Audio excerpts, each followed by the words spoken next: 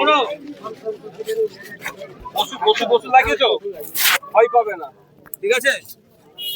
মেরে দেবে, থেকে বেশি কিছু হবে কি? মরতে তো একদিন হবেই। কেউ শ্মশানে যাবে, কেউ কবরস্থানে যাবে, মরতে একদিন হবেই। মাথা তুলে বাঁচবে, মাথা তুলে বাঁচবে। তুমি চোর নয়, ডাকাত না, আমাদের সব একদম কাগজ আছে। ব্যবসা করছো, ট্যাক্স দিয়ে ব্যবসা করছো, ট্যাক্স দিয়ে ব্যবসা করছো, ভয় পাবে না। লড়াই করব, যারা যারা এরকম আক্রমণ চালিয়েছে। আচ্ছা আচ্ছা আচ্ছা দেখেছি, ভয় পাবে না। যারা যারা আক্রমণ করছে, শোনো, দিকে তাকাও, ওইদিকে তাকাও, তাদের বিরুদ্ধে আইনি লড়াই করবো, ঠিক আছে? আমি নাম্বার তোমাদেরকে তোমার কাছে দিয়ে যাচ্ছি।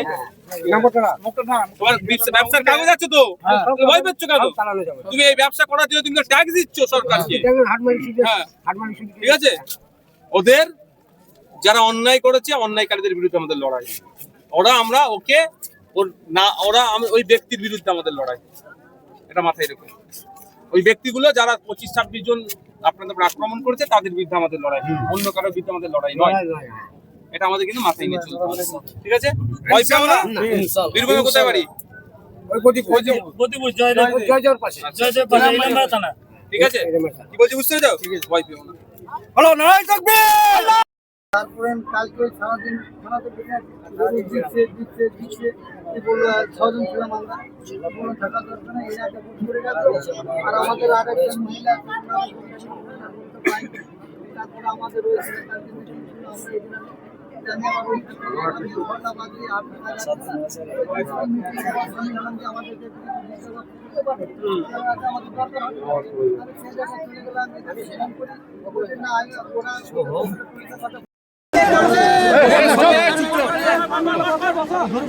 আপনারা যদি একটু চুপ করেন, তাহলে আমি গুটি কয়েক কথা বলবো। আমি ওখান থেকে প্রায় 170 কিলোমিটার দূর থেকে আমি এসেছি এখানে, আমি গুটি কয়েক কথা বলবো। প্রথমত হচ্ছে, এই ঘটনাটাকে নিয়ে কেন্দ্র করে মানুষ চাইবে ধর্মীয় উন্মাদনা ছড়ানোর। আমরা সেই ফাঁদে পা দেব না। আমরা দুর্গাপুরের মানুষ। আপনারা যারা, দুর্গাপুরে একটা ঐতিহ্য আছে, ইতিহাস আছে, এটা সম্প্রীতির মাটি, ঐক্যের মাটি। এখানে একসাথে আপনারা বিভিন্ন ধর্মের মানুষ, বর্ণের মানুষ, জাতের মানুষ সহাবস্থান দীর্ঘদিন ধরে হয়ে আসছে। কিছু রাজনৈতিক কুচক্রীরা, রাজনৈতিক কারবারিরা এই একসাথে আপনারা বসবাস করছেন, এটাকে তারা নষ্ট করতে চাইছে, ধ্বংস করতে চাইছে। সেই ফাঁদে আমরা পা দেব না।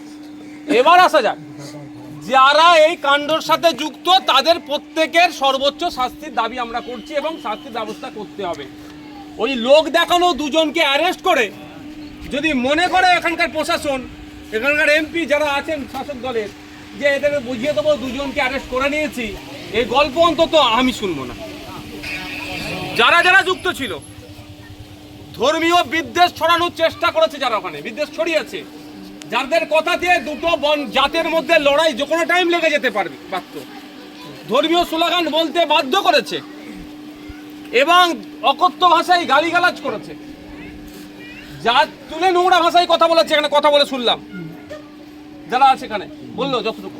তাদের বিরুদ্ধে আমরা, আমাদের লড়াই আইনত লড়াই, লড়াইটা প্রশাসনকে দিতে হবে। প্রশাসন যদি এর মধ্যে কারো কথা শুনে, সে শুভেন্দু অধিকারী হতে পারে, মমতা ব্যানার্জির কথা শুনে যদি ওই যে যাদের নামে ডাইরেক্ট নামগুলো শুনেছে, কি কি নাম? পারিজাত গাঙ্গুলি আর দীপক দাস, পারিজাত গাঙ্গুলি আর দীপক দাস। এফআইআর এ যাদের প্রথম দুজনের নাম আছে, তাদের দুজনের মনে হয় একজন এখনো গ্রেফতার, একজন হয়েছে আর একজন হয়নি। যার 1 নম্বরে নাম আছে হয়নি। হয়তো শুভেন্দু অধিকারী মমতা ব্যানার্জির মাধ্যমে ফোন করে বলেছে যে ওটা আমার আদরের ছেলে, ওকে গ্রেফতার করবে না, ওই জন্য হয়তো গ্রেফতার করেনি। কিন্তু আমি আপনাদের বলে যাচ্ছি, আমি 1 সপ্তাহ টাইম দিচ্ছি, যদি ওই কালপিটটাকে না গ্রেফতার করে, তাহলে এর জবাব আমরা গণতান্ত্রিক প্রক্রিয়াতে দেব।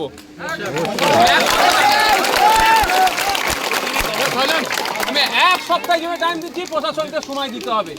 প্রশাসন আমাদের চাইবো আমরা, তারা ন্যায় করবে। ছাতা লাগবে না আমার বাপের মেরে মাথা ফাটিয়ে 8টা সেলাই করে দিল, আর আমার মাথায় ছাতা, আমার ছাতার দরকার নেই। তা আমাদেরকে মাথায় রাখতে হবে, যারা ধর্মীয় উন্মাদনা ছড়িয়ে এলাকার মানুষকে উত্তপ্ত করার চেষ্টা করছে, এই সামাজিক ব্যাধিকে আমরা সমাজের সকল স্তরের মানুষকে নিয়ে প্রতিহত করব। এদের বাংলাতে ঠাঁই দেব না। সম্প্রীতির বাংলা, ঐক্যের বাংলা, এই বাংলাতে যারা সম্প্রীতি বিনষ্ট করার চেষ্টা করবে তাদের বিরুদ্ধে আমরা এক হয়ে লড়াই করব। সে যেই জাতেরই মানুষ হোক না কেন, যেই বর্ণেরই মানুষ হোক না কেন, আমাদের এক পাশাপাশি সব অবস্থানকে যারা নষ্ট করতে চাইছে তাদের বিরুদ্ধে আমরা এক হয়ে লড়াই করব। তাই আমি অনুরোধ করব, কারো পাতা ফাঁদে আপনারা পা দেবেন না। আমরা দেখছি কি কি সেকশন দিয়েছে, আমি আমার উকিলের সাথে কথা বলবো।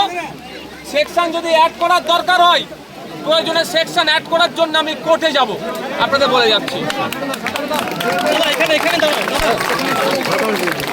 আপনারা বৃষ্টি হচ্ছে, উঠে যান, বৃষ্টির পরে কথা বলছি।